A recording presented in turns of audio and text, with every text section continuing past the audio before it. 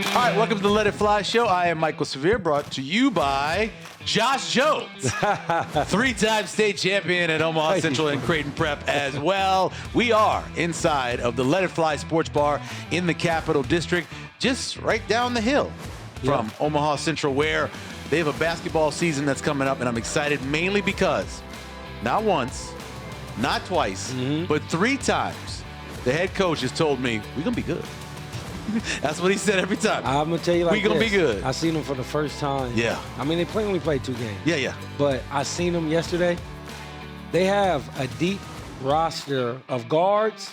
They got maybe 3 bigs. Yeah. But they're athletic. And if they just learn how to just, I don't know, it's hard to say, but they're going to be good. And there's no dominant team either. No. So No. certainly can get that done. We are recording inside the Let It Fly Sports Bar, one of 3 locations. Yep. I keep hearing from people that don't know that there is one in La Vista. Oh, really? So City Center, right along 84th Street, Yep. it used to be called the City Pub. Yep. Now it is the Let It Fly Sports Bar, La Vista. Right. And then, of course, there's the one out west as well, along with the one here in the Capital District. The person who probably said that to you don't live in that area. No, they drive up and down 84th Street. Oh, and I'm word. like, really? And he goes, yeah, I didn't know. He actually thought they're building a sports bar near Elkhorn. And he thought that that's what they were building. I'm like, no, they already got one out there. So they're not building another one out there. Right. From what I understand, there might be some talks about having one in Lincoln, but that's down the road. I bet you that's going to happen. Yeah, I think that's going to Lincoln needs that. I think that's going to happen. There's no doubt about it. And of course, we are brought to you by Bud Light, where they make things easy to drink, easy to enjoy, no matter what you're watching, no matter what you're doing. Actually, on TV right now is the replay of the Indiana-Ohio State Big Ten Championship game, and we have NCAA volleyball. Don't you love the NCAA tournament volleyball? It is great. So, by the way, we're taping this on Thursday. Creighton won earlier. Yep. So they're going to play Kentucky. They play Kentucky. Kentucky beat Cal Poly. Yeah. And now they're going to play on Saturday. Yes. With a chance to go to the Final Four, which is pretty cool. Reminder, always, you have both the happy hour, normal, 3 to 6, and then the reverse happy hour, which is 10 p.m. to 1 p.m., and lots of great specials. Hey, hold on. Before we go to something else. Yeah. Ain't it crazy that Creighton got to go to the Elite 8? It's for 2 years in a row. That's crazy. With a different coach. Yes. And kind of a different roster. I know, really, man. you know? Yeah. And I wish I knew enough to say they switched up the style. It's a new era, or is it the same thing and it was handed off to a great successor? I don't know. Man, I'll tell you this. They played over a stretch early in the season, like the 3rd, 1st, 6th, 7th best teams in the country. Yeah. And it got them ready for this. Right. And then they went into the Big East and took care of business. Yep. Like they're supposed to. Mm-hmm. And now, they're playing well. Yeah, man. It's and fun it's to watch. another chance to go to the Final Four back-to-back years, and now with a different coach, which is pretty darn cool to do. Yeah. Again, specials every day of the week, whether it's a Monday or Tuesday with tacos or Wednesday with wings or Thursday, steak and frites. You can get a great deal on them. On the show today, we're going to chat with Mitch Sherman, longtime sports reporter, has his own podcast that he does. Has worked for The Athletic for a number of years. He worked for ESPN, worked for the World Herald. He's covered Nebraska for a very long time. Covered him when he was in college because he worked at the DN. So so we'll chat with him about what's happening with Nebraska, including our headlines. Okay. Nebraska's going to Vegas to play the Utah Utes. The Utah Utes are a great running team. I know. Yeah, I know. They have a nice set of running backs. They have a quarterback who can really run in Dampier. And Nebraska, as you know, has not done a good job of stopping the run. I know. Utah is the number 2 rush team in the country. Nebraska is 111th in stopping the run. Nebraska allows a score on nearly 97% of opponents going into their red zone, which is second to last in college football. I know, man. Utah's offensive red zone possession percentage is about 90.4. They're succeeding. Nebraska struggles in the red zone. They run the ball well. Nebraska struggles stopping the run. They run the ball. It's just not a good matchup, Josh. It's not a good matchup. Nebraska is a 16-point underdog. That's why I don't got a lot to say. 16 points. I'm more caught up in the quarterback drama, man. Yeah. We don't know anything yet. Exactly. I feel like Nebraska, what do you consider this season? Like, it's not even about the actual record, but the things that are not even distractions, but the uncertainties around it. Do you think this season is just a wash? Or? I always do a top 10 list of things I think you're going to remember. Yeah. And at the top, of course, is not being able to beat those teams that you targeted, USC, Michigan, Iowa, those games, that Minnesota game where they just didn't show up. Right. Of course, losing your starting quarterback against USC, and then losing a game you're leading in. And then the coach getting his uncle getting fired. You got the offensive line coach, defensive coordinator, and defensive line coach all getting fired. Right. 2 of which have been replaced. They're still waiting on a defensive line coach. But I don't know if it's a wash. I don't think they're going to beat Utah, but winning an extra game in the regular season compared to what last year was. For sure. Going to a better bowl game than they went to last year. They're not going to New York. They're going to Vegas. Right. That's all a little bit better. But, yeah, in a way, it is a lost year. For sure. Matter of fact, it's a question that I had set up to ask Mitch Sherman about. Yeah. Like, where does it kind of fit, you know? Man, dude, I'm just thinking, like, there's no way. It's like we already – and it's not even – to me, I'm on the business mindset of this. Yeah, sure. If you fire my uncle, I'm out. Oh, really? Yeah, it's not. They're not that close. Oh, okay. I'm out. They're not. So this kid has been raised in a business. Like his father was a longtime NFL player, understands the business. His uncle's been a coach for a very long time, both in the NFL and college. They know it's a business.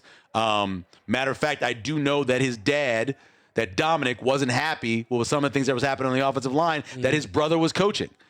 I don't believe that's an issue.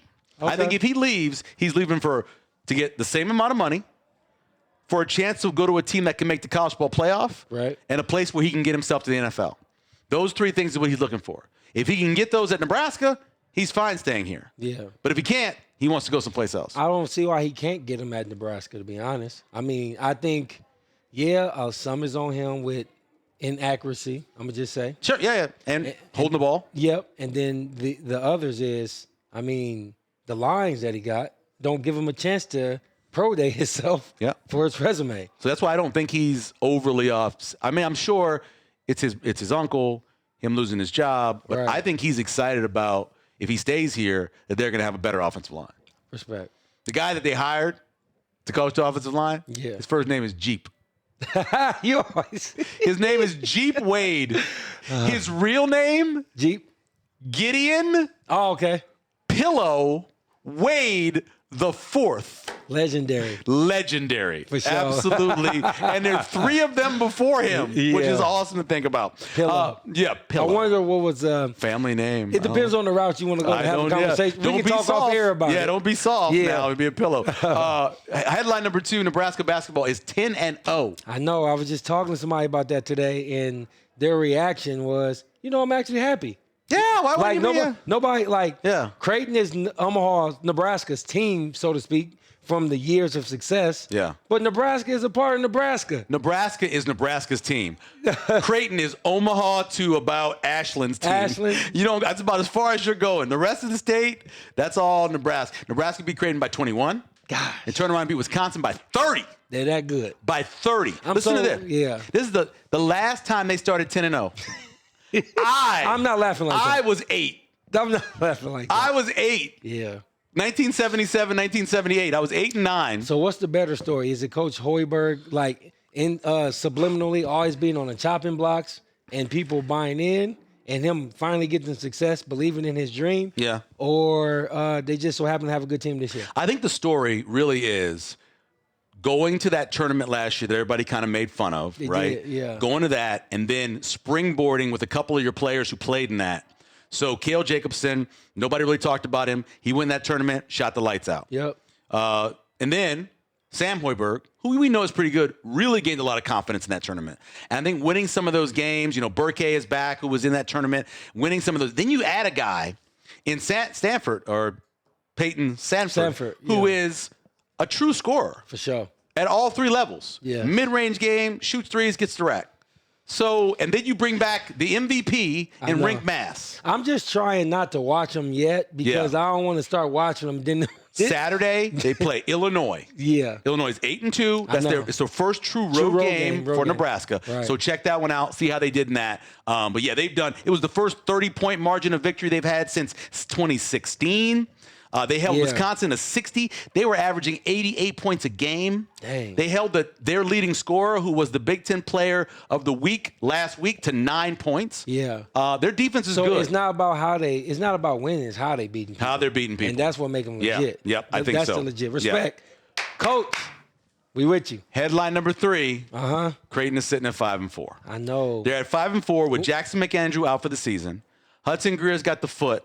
And Owen Freeman is not playing like he's healthy. Well, not playing like he's healthy. So you know when things happen and it gives people a justified, I don't want to use the word excuse, but because of what you listed, it say, oh, we expect this to be down. Don't we got good enough players to still be good? Yeah, look, that's not an excuse. Yeah, okay. Those right. are facts. Yeah. You then have to overcome it. Exactly. So for me, I don't know I don't have an answer. I always go to my escape button and say, we got Coach Mack. He'll fix it. And I still think that's possible. Yep. I mean, because of his track record. Yep. But they got to play for Coach. At the end of the day, he can put all the X's and O's and everything, man. But if these players ain't going out and doing their thing. They play Kansas State on Saturday. Yep. A chance to get back on the road and play better. Yep. Then they go straight into conference play. They got Xavier. Remember back in 2022-23. Yep. Started off 6-0. Lost 6 in a row. They're sitting at 6-6 through 12 games, and they finished the season 24-13. Exactly. You can turn it around. You can. You can turn it around. It can happen. Yeah. It's going to be tough, though. Yes, sir. It's going to be tough. Right. Coming up, we're going to chat with Mitch Sherman from The Athletic, talking some Huskers and more here on Let It Fly Show. All right, welcome back to the Let It Fly Show. We are joined by a longtime sports reporter. Long time. From Omaha World Herald, ESPN, and now The Athletic. And he's got the Locked On podcast with Connor Happer every day as well. Mitch Sherman, thanks for taking the time. Yeah, thanks for having me, guys. This is great. Great setup. Love this place. It is. It's a great place to sit here and kind of just watch people, see what they're doing. Make sure you brought your kids along with you. I did. Did they enjoy their meals? They're out. They did. My daughter finishing up her first semester down here at Creighton this week. So tomorrow is the last day of finals. So it's great to come and celebrate with her tonight. We'd have taken her out to dinner tonight anyway. Right. If we hadn't come down here. So she's one semester into college, and yeah, I've got a son who's next week will be one semester through high school. So they had a nice wow. nice with us. Yeah. That's pretty cool. That really What is. high school? Gretna East. Gretna Okay. East. Like you can see it from your house, right? Pretty much, if there weren't other houses in the way. Basically, I feel You could. So we're right there near Tiburon golf course. Mm-hmm. If you had a really powerful driver, you can hit the high school. You could probably tee off from my backyard and hit the high school. Yeah. Well, maybe take 2 drivers. 2 drivers. Yeah. Okay. Depends on who you're talking about. Yeah. Well, that's how I feel about my life. Going to Jesuit, going to Central, going to Creighton. Mm-hmm. If you had maybe 4 drivers, you can hit all of this. That's all real close. Yep. How long have you been covering Nebraska athletics? It obviously goes back to the DN, right? Yeah. Well, I mean, it's easy because I was a freshman in college in 1993. Okay. Nice start. That's a good year to start. Yeah. Yes. 93 through 97 were years, football seasons that I was in college. That last year was primarily working for the Omaha World Herald. But they were, as people know, the number 60-3 in my 5 football seasons that I spent as a student journalist. It's nuts, man. Yeah. It's not, and you think about that because my wife was there from 91 to 95, right? So she's good stretch as well. And you think about going 8 years without going to a bowl game. And then you reflect back to what you grew up with. It's almost hard to think that's the same program. Yeah, so I got into this business because I thought, hey, this is what it's like. I'm a student, and that's funny. I walk in. I mean, it's true. I walked into the basement of the student union in Lincoln before I ever took my first class of college, and they sent me over to Memorial Stadium to cover a practice or a press conference, and so I started developing those relationships and getting to know people, and 5 years later, I had covered 4 national championship games. Yep. And just the influx of big national media that came into Nebraska on almost a weekly basis through those seasons. Once you got through 93, Nebraska was a little more just getting up to speed. They were new on the national championship hunt. Certainly not new to big-time college football. But then 94, 95, 96, 97, you're at the top of the poll every week. And, it could be Sports Illustrated, CBS, ESPN, whatever all of the big outlets were at that time. Every Tuesday when Coach Osborne sat down, there was somebody from those places in the back of the room or in the front of the room, and that's why I wanted to go into this business. Sure. Because I wanted to do that for however long, and yeah, who would have known at that time? And it's been great. It's been a great experience. It's been fun, and I've chosen to stay here and do this, and went to ESPN for a long time, and then came back to. I never left the state of Nebraska, but came back to cover Nebraska. So it's what I want to do, but it's a different experience for sure from the championship years of the '90s. So those three, a lot of people like me. I mean, I grew up in the '90s. Yeah. So I relate to you on that. My question is, what could you remember about those three? Why did we lose? Was it mistakes on our end? Was it just another team's day? Nobody talks about those The three losses? Yes. One of Oh, yeah. them was the flu. Well, I can tell you what they were. You had the 18-16 game against Florida State in the Orange Bowl. Charlie Ward. Was it a storm field? Oh, of course. Well, I mean, Florida State was the more talented team. They were favored by 17 and a half. 17-point favorite. You had the Heisman Trophy winner and Charlie Ward. Nebraska was this program that had been very good in the Big Eight, but could not get over that hurdle against Miami and Florida State. Okay. And even the year before, when Tommy Frazier was a freshman, now Nebraska was more competitive that year, his freshman year, but still lost by a couple of touchdowns in the Orange Bowl. So went into that game, and everybody thought it would be a cakewalk for Bobby Bowden, his first national championship. So that's loss number one. Yep. Loss number two was the first game after Frazier graduated. Arizona State. This is Arizona State, and this is Scott Frost at quarterback. Yep. Was there a panic? There was, yeah. Because they got shut out. I panicked. That's the last time they were shut out. Of Right. all the things that have happened in Nebraska, the negative things that have happened in Nebraska over the last 30 years, that game in '96 at Sun Devil Stadium, and I was at that game, and the Florida State game at the '94 Orange Bowl after the '93 season. That's the last time that Nebraska was shut out, and it was start number 2, I believe, for Scott Frost as a quarterback. So Nebraska had hung 77 on Arizona State The year before in Lincoln. I know. So you're not thinking, go down there and get shut out, but that was a great 77? It was Really good team. It was a great Arizona State team. Yeah. Played in the Rose Bowl that year. One touchdown away from winning, man. Yeah, and then the third one was the Texas game after that same year, after the Big 12 championship game.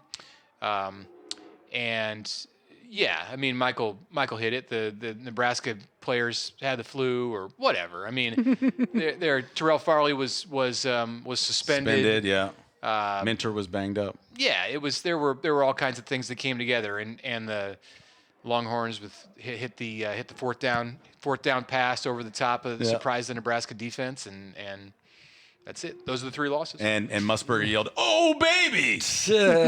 Making it sound like he had money on the game. Who was the running back? It wasn't Priest. I'm thinking Priest Holmes. Yeah, it was Priest Holmes and Ricky were both on that team, and Priest Holmes was the starter. Ricky would have been a freshman then. Yep. Yeah. I only know that maybe a because I was a sophomore. Kansas City Chiefs fan. Yeah. Oh, yeah. Yeah, so I knew where Priest came from. Yeah. Right. Yeah. Right. Yeah. Yeah. I was thinking that Priest was maybe later at Texas. I think he had didn't he have like a $130 or something in that game? I thought he had a really good game. he was the receiver, right?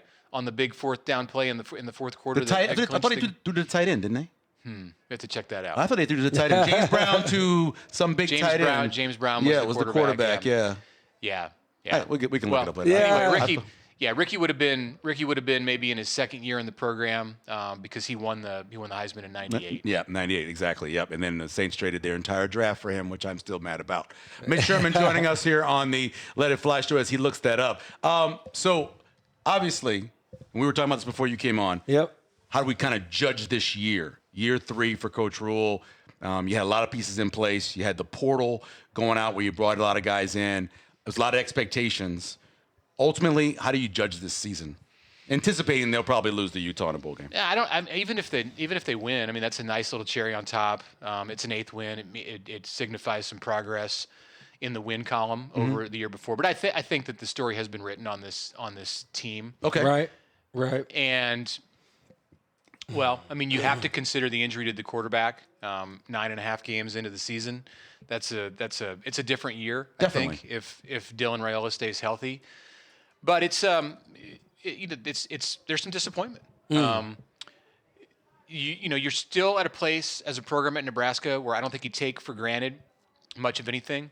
You don't take for granted success, and there's a measure of success if you've made it to the postseason. Nebraska's still in that place. It's not at a place like Penn State where you're not going to measure success by getting to the Pinstripe Bowl. When the expectations were to at the minimum make it to the 12-team college football playoff. But so there's something to be gained from going back to the postseason. It had been, as you said, 8 years. The drought, and Nebraska got over that hurdle last year.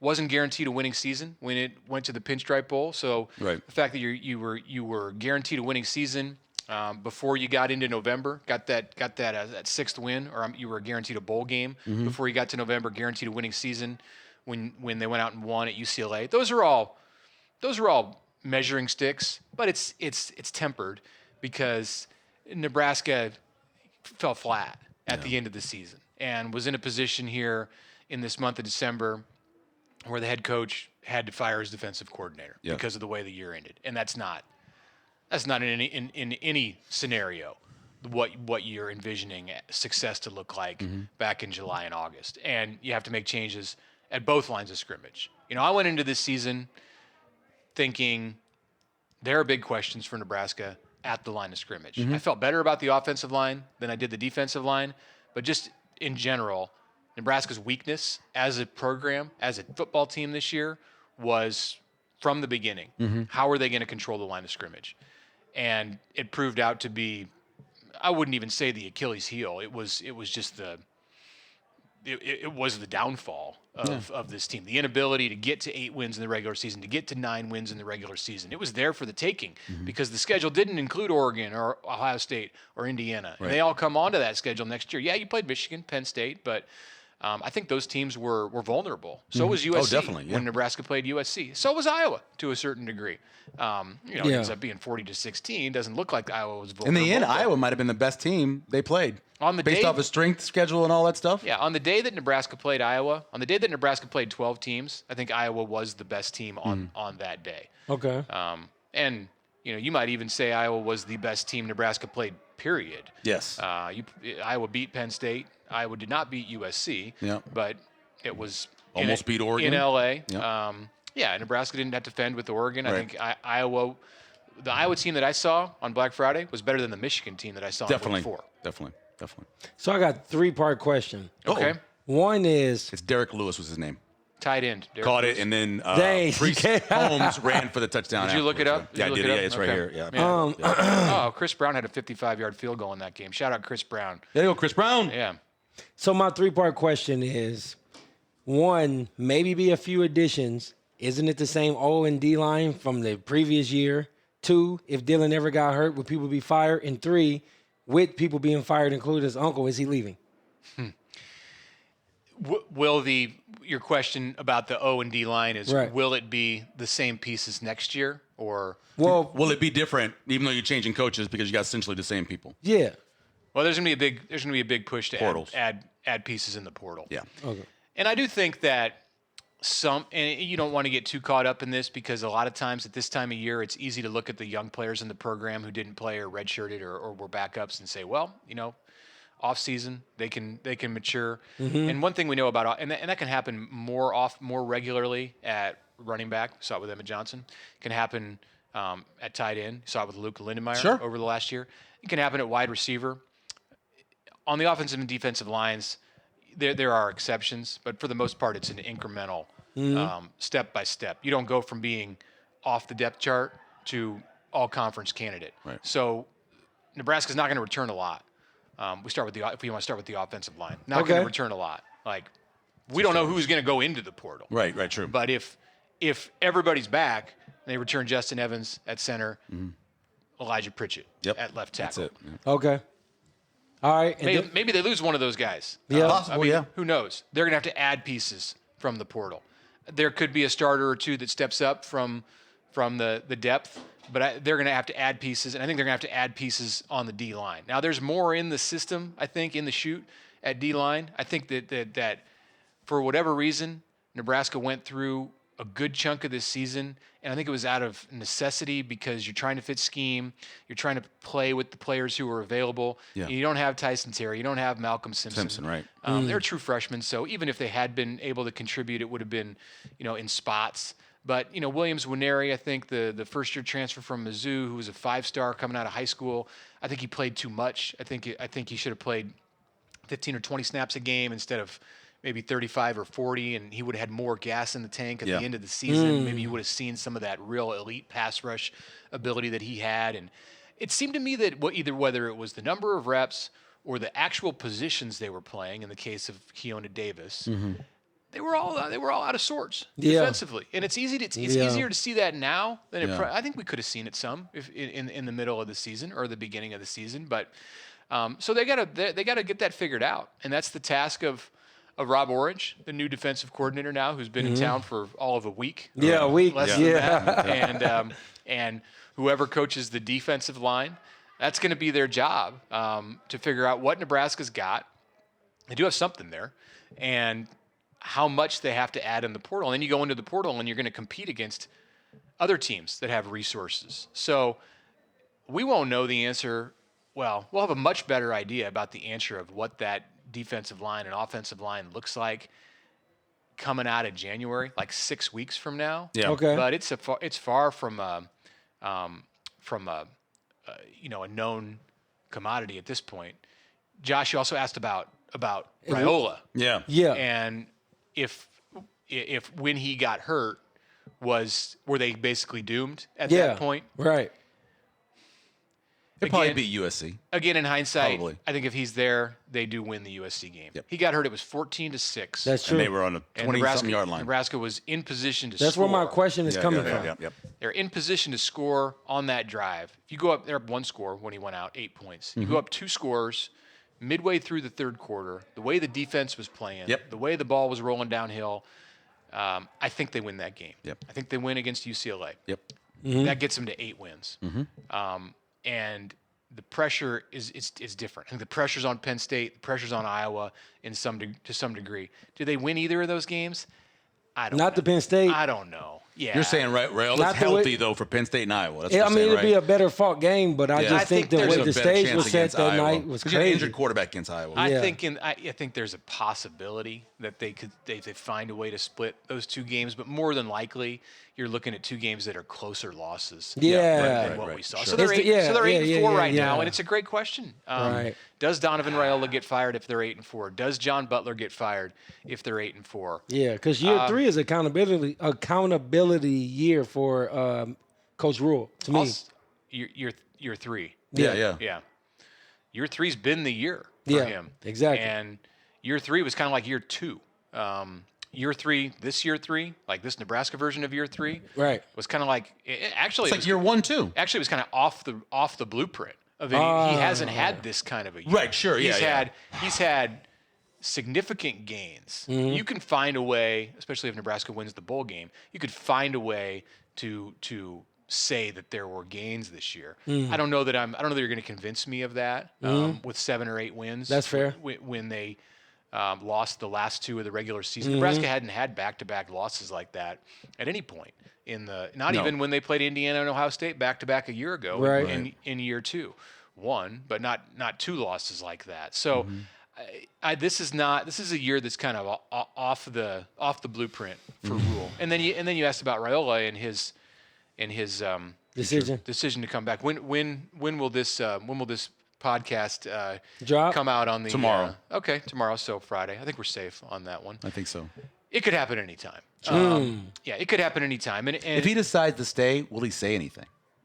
That's the question. Well, he did last year. Well, he tweeted out something, GBR, right? But does he say anything if he's staying? Yeah, I mean, he's under the radar right now because he's injured. Right. So he's not doing the interviews that he did last year during bowl prep. I think so,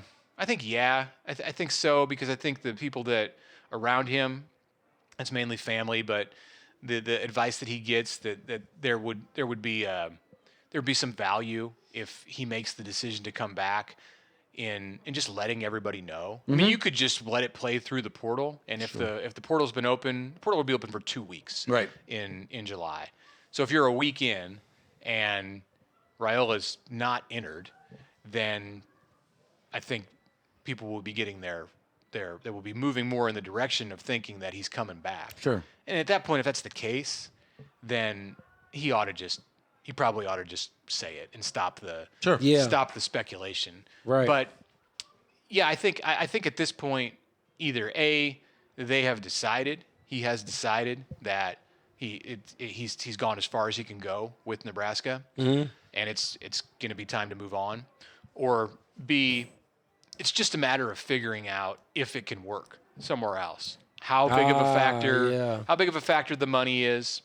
Can he find a place that can pay him comparatively, competitively both to what Nebraska, what Nebraska's paying him this year? Can he go somewhere that's going to greatly enhance his ability to be an NFL quarterback a year down the road? That's what Michael talked about the most. And then does he have a better chance to win? College football playoff. Right. I mean, I think that's some of the issue with Nebraska right now is that if you're looking at this in the mind of a Raiola camp that is dissatisfied, and I can't tell you for certain that they are, but that seems to be the way things are trending. I mean, Dayton is no longer coming. Sure.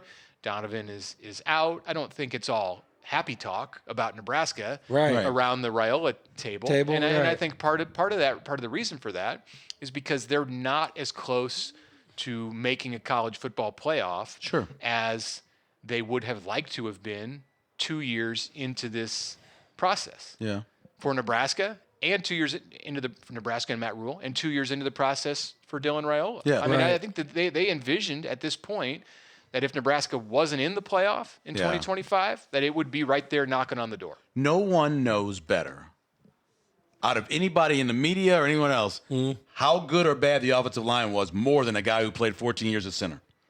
So he knows how good that offensive line, how well it was coached, he knows. I don't think he's that upset that his brother's gone. I really don't. I mean, you want a better offensive line in front of your son. And that's what I think I'd care more. I love my sisters. But for my son, I want a better offensive line in front of me. Give me somebody who can coach offensive line and proves that they can run the ball and protect the quarterback. Yeah, Dom is a very straightforward, business thinking, black and white kind of.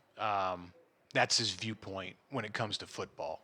And as important as family is, and it's not that he's gonna stop loving his brother. Sure. Of course, they're going to have a lifetime connection.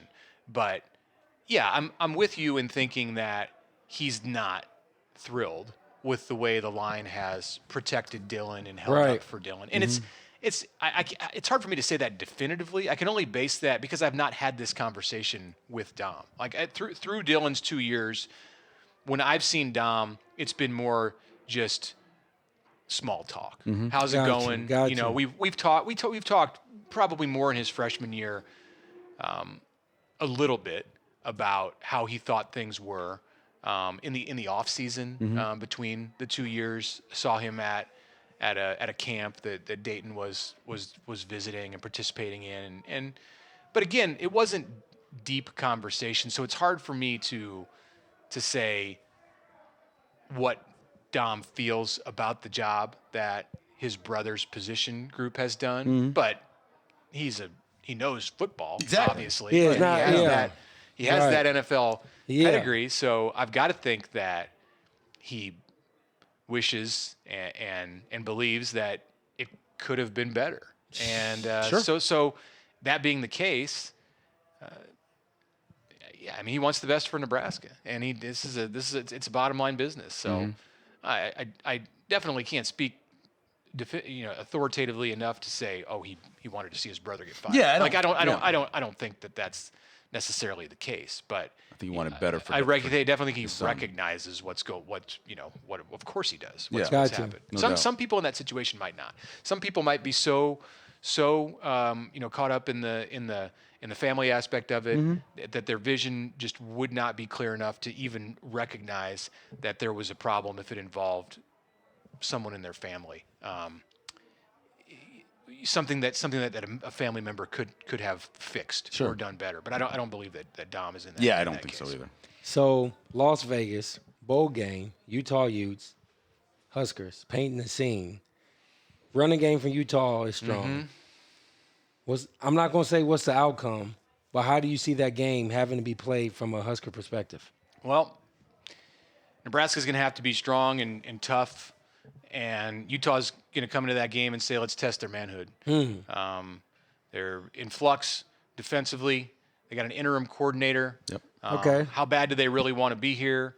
What's going to happen when they get punched in the mouth? Utah's the king of punching teams in the mouth. Like that's their head coach. That's their MO. Like they're not going to even when Utah hasn't been good, that they're going to go down trying to punch you in the mouth. Okay. So that'll be the plan, and in some way that's probably, you look at it on paper and say that's not good for Nebraska because of how Nebraska performed against teams that took that mentality in. But at least it's not going to be something new. Yeah. At least Nebraska is coming out of this regular season having just faced a Penn State and Iowa team, and those games went poorly, but that had that same kind of attitude. And you can look back and watch that film and say, here's where we started to slide.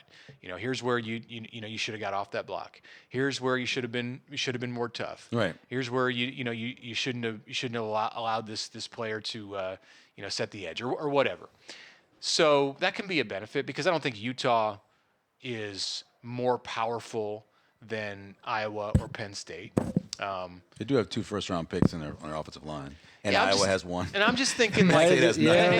and I'm kind of thinking coming at it more from and this isn't always accurate, but I'm coming at it more from like a conference. Oh, yeah, playing in the Big 12 is different, perspective. yeah. You play I you feel play in the that. Big I'm with Ten, that. and there isn't, the SEC can state its case, but I don't think there's a more physical brand of football that's played at the collegiate level. You saw Nebraska played one of the better teams in the Big 12 this year at the beginning of the season, and should have gotten out of Kansas City with a comfortable win. Yeah.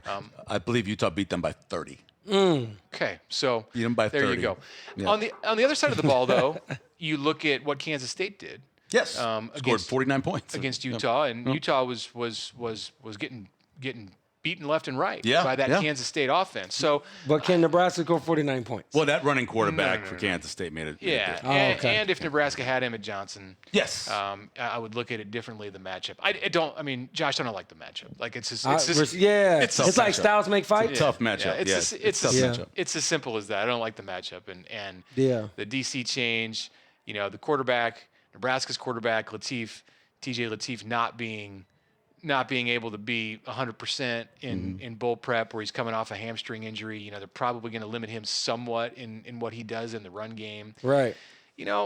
One little Tweak. light that you might look at is it's going to be an opportunity for the players at the running back spot for Nebraska to prove something to this offensive coaching staff, because they're going in the portal in January, no matter what. They're Right. going in the portal in January, maybe not just for one, maybe for 2 running backs. Yeah. But for Mekhi Nelson, for Quentin Ives, for Isaiah Mosey, maybe they'll let Connor Booth take some reps. Hopefully. He can do that and not going to lose any eligibility. That's right. Those guys can, you remember Donovan Jones last year in the Pinstripe Bowl. Yep.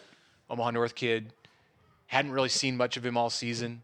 And he went out and played his butt off in New York. Yep. And was a starter this year, in large part because of it. Like, That's right. We're seeing that in basketball right now. Yep. Like, it's December 11th, and we're talking more excited about Nebraska basketball than at any point on December 11th in my lifetime. Yeah. And how did they get this confidence? How did they find these role players like Cale Jacobson?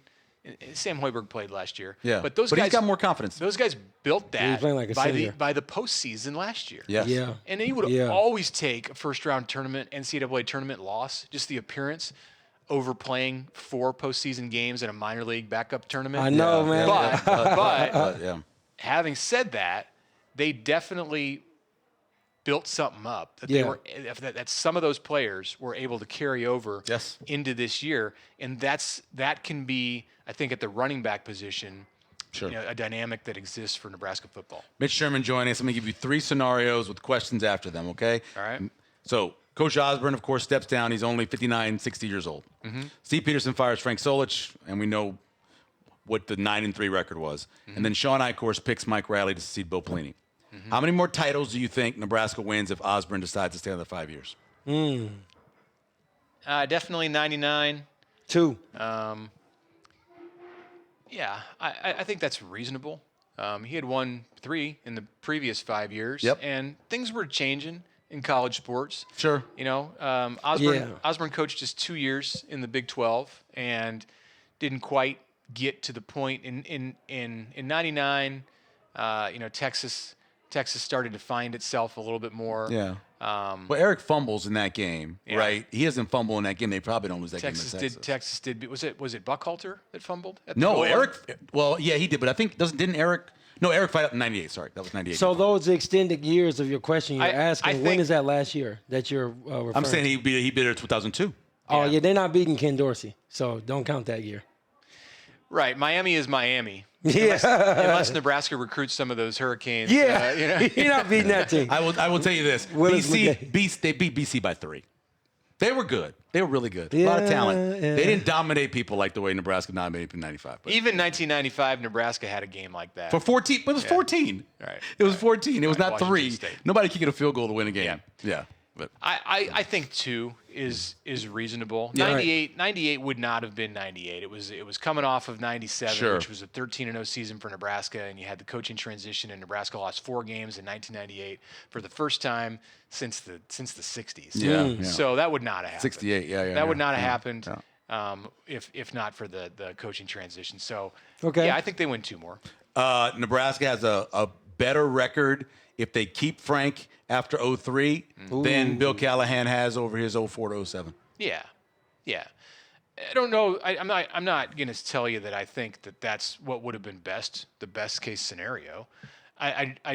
There were plenty of reasons that were valid after the 2003 season to make a change. Sure.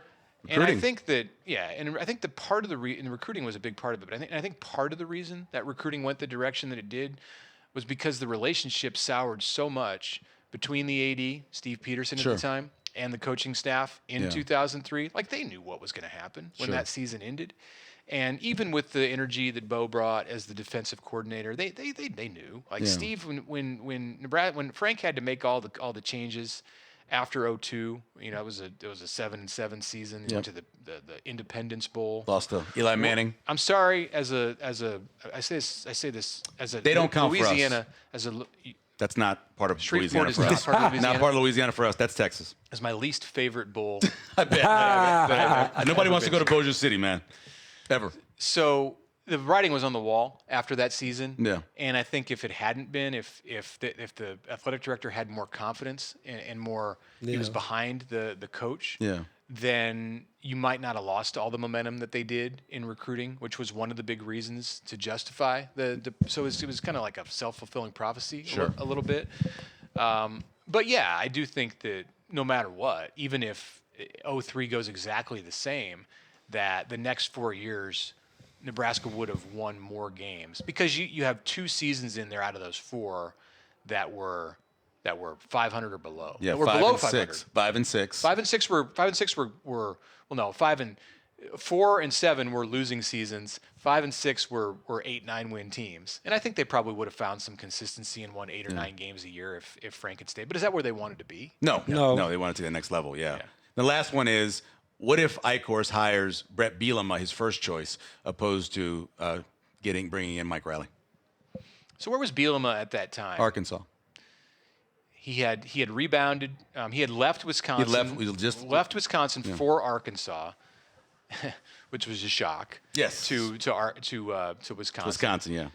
And he had been at Arkansas for two years. Yep. It kind of started, it seemed like turning it around, but it didn't end up working out. But that's always the talk. I know Football Scoop had even reported that at that point, that they thought it was going to be Bielema at one point. They claimed that wasn't true, but he got Mike Riley instead. But yeah, it would have been better. I mean, clearly Brett Bielema is a better fit in the Big Ten than what Mike Riley was in those 3 years that he was there. Now, I mean, go back and look at 15, Mike Riley's first year. Yeah. and Nebraska was competitive. Nebraska lost. I realized it was a team that had to go 5-7 to get to a bowl game, but BYU on a Hail Mary. yeah, they were. Illinois on a run pass option. Yeah, Those are 2 wins that you should have had. And if you're going to talk about Illinois, you're going to have to talk about the fact that he gave the game away. Well, run pass option shouldn't have been a run pass option. It should have just been a run. Right. Exactly. Yeah. No. Should have won those 2 games. But it wasn't like at that point in 2015 that Mike Riley had run the program into the ground. Oh no, of course not. No. In 17, that kind of happened. Yeah, and I think that goes back to what you were talking about, and knowing that you're probably out because of the AD who's in there, and then it just rolled into everything else.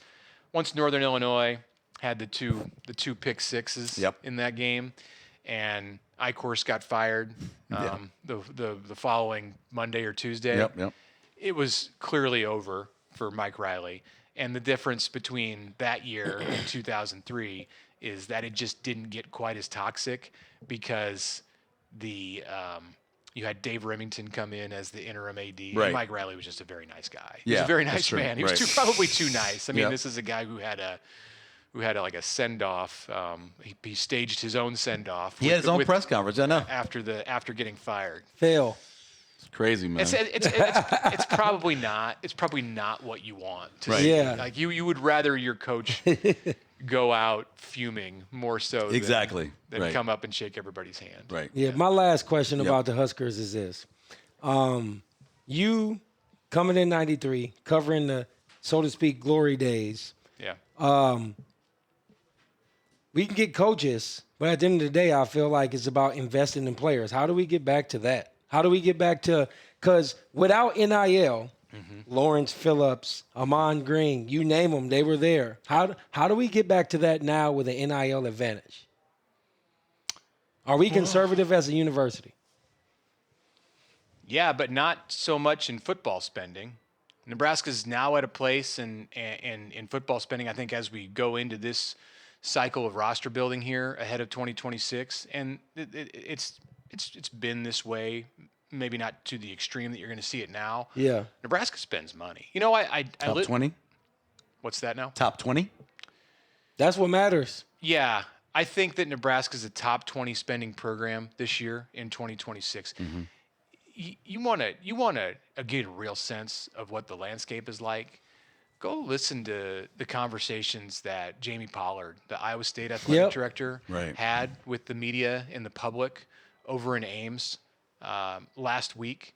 Okay. In the wake of Matt Campbell leaving for Penn State, and they went and hired Jimmy Rogers from Washington State. And it's a different world, man. It is. Like, they're talking about the rev share and how he splits up. And one of the few athletic directors who, to his credit, who was transparent and said, here's how we split up the $20 million. Ooh. We do this. We give X amount. Isn't that a playbook you don't want to give up, though? I think everybody does it pretty much the same. Okay. There's some minor differences. At Depending Nebraska, on the other schools, At yeah. Nebraska, they give money to volleyball. At Iowa State, they give money to wrestling. Oh, It's yeah. stuff like that. Yeah. You trade it out based on what sport is dominant in your athletic department. At Iowa State, they saved $250,000 out of the $20 million, which is a drop in the bucket, back in the bank so that they can pay their track and field athletes $1,000 a piece. Respect. Or their Respect. tennis. I don't even know if they have tennis. Right. But yeah, the just sport- the second and not tier, it- so to speak, right. programs. The programs Yeah. that Olympic are not sports. generating any revenue. Got you. They give them a little bit. They give them $1,000. Yep. So okay. Yeah. Right. So he breaks it all down, and says, and then that's basically it. Like, and the thing is, if you're Nebraska, if you're these top 20 to 25 spenders, that's the bare minimum. That's the starting point. That's the place. That's the like totally expected. Like it's just assumed that you have that money. There's nobody at Nebraska who's out there sticking their chest out about the $20 million in rev share. Yeah. That's the baseline. And for Iowa State, like it's the whole thing. Right. Pretty Dang. much. I mean, Nebraska's getting another 8, 9, 10 million added play to the fly coffers stuff. this year from the multimedia rights area. And then you still have the money that's coming in from third parties and business to business that's now being taken in-house at Nebraska as 1890 shuts its doors. So yeah, there is enough there for Nebraska to be a big spender in this game. I don't think that's the entire. It's big. It's important. I don't think it's the entire key to answering your question about how Nebraska gets back to a place where it gets the players. I'm just trying to figure it out, You man. have to be able to evaluate. You have to be able to have the connections in your own backyard so that if Amon Green does grow up in North Omaha, he comes to Nebraska and it's not even a question. Gotcha. It's not, right now this year, there are players from this area in Omaha who are slam dunk Power 5 prospects, Power 4 prospects, and they're going to play tight end at Missouri.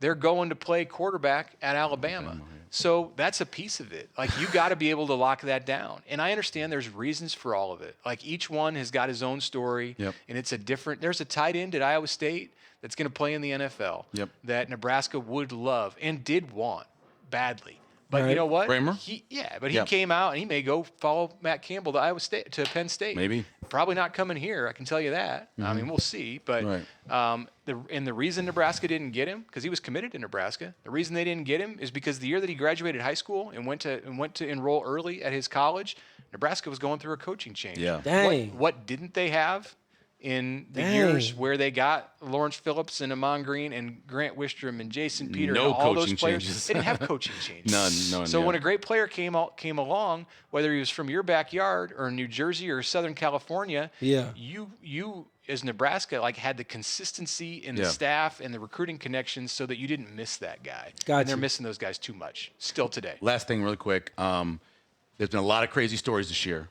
in college football. Yeah. Any of them add up to what we were getting now for Sharon Moore at Michigan? I don't think anything even holds a candle to that. Not even close, right? Yeah.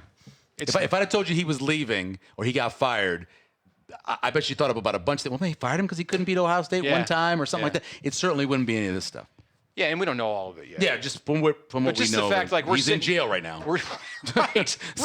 We're sitting here, and there's all these TVs out here in the bar, and it continues every 10 minutes to come across the screen about how he's detained in jail and has a court appearance tomorrow, and that right there is like, whoa. I mean, if you went to bed a week ago or 2 days ago and woke up to that, what happened? I mean, previous to that, the Lane Kiffin stuff, the Penn State search, it was all wacko. Yeah. But this is another level. No doubt. It's crazy. I'm sure we'll find out more about it as it goes along. Mitch, we appreciate it, man. Thanks for taking the time. Yeah. Thanks for having me in. Mitch Sherman. All right, welcome back to Let It Fly Show. We appreciate Mitch Sherman coming in. Yeah, man. Just a fountain of knowledge. He is, no doubt. No doubt. know? That time, though, could you imagine being a student at the school? I know. I was thinking about that. My wife sold her ticket to the Oklahoma game, and I want to say it was 93 or 94, got enough money to go do her whole spring break in Florida. Selling the ticket. That's how big Nebraska was. That's what Nebraska was. Yeah. And she left in 95 after the national championship, and then took a year off and started to get her master's at Tulane. They went 12-0 while she was there. I keep telling her she need to go back to school at Nebraska, get a master's, get some sort of graduate degree or something to help Nebraska win. But it's just crazy to think about where Nebraska was and what there is now. And that's why nationally people still talk about Nebraska. Yes. Because they remember all that. And they remember the 80s and the 90s. And still when things happen, they bring them up. Yeah, and the thing is, it's not about them winning national championships. No. It's how they won them. Yes.